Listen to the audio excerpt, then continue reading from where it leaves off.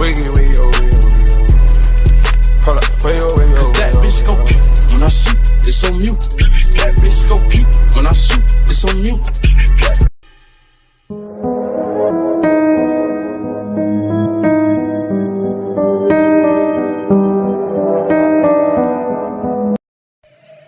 Ramusha adalah istilah yang merujuk kepada pekerja paksa yang berasal dari Indonesia dan negara-negara Asia lainnya yang dipaksa oleh tentara Jepang untuk bekerja dalam proyek-proyek pembangunan dan infrastruktur Jepang selama Perang Dunia II. Pada masa pendudukan Jepang di wilayah Asia Tenggara termasuk Indonesia, Jepang mengalami kekurangan tenaga untuk proyek-proyek pembangunan dan militer mereka. Untuk mengatasi kekurangan ini, mereka menggunakan kebijakan kerja paksa atau Ramusha.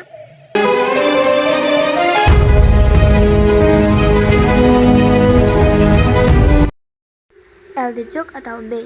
Di dalam buku Pendudukan Jepang Indonesia, suatu ungkapan berdasarkan dokumentasi pemerintahan Hindia Belanda tahun 1948.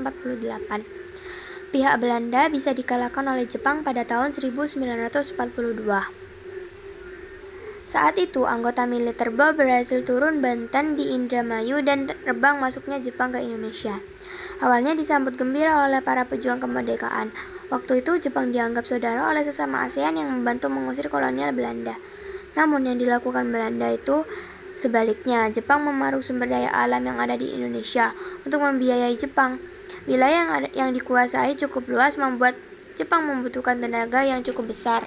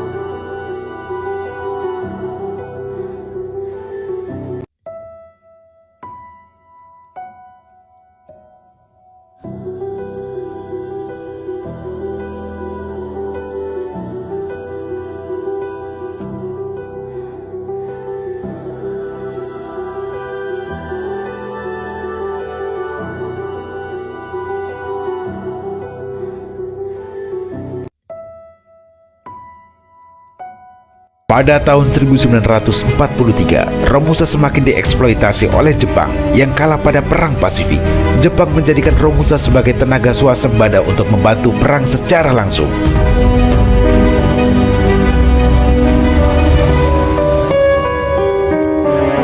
Pemirsa, meskipun Jepang menjajah Indonesia cukup singkat, tepatnya 3,5 tahun antara tahun 1943 sampai dengan 1945, tetapi menimbulkan dampak yang sangat mendalam bagi bangsa Indonesia.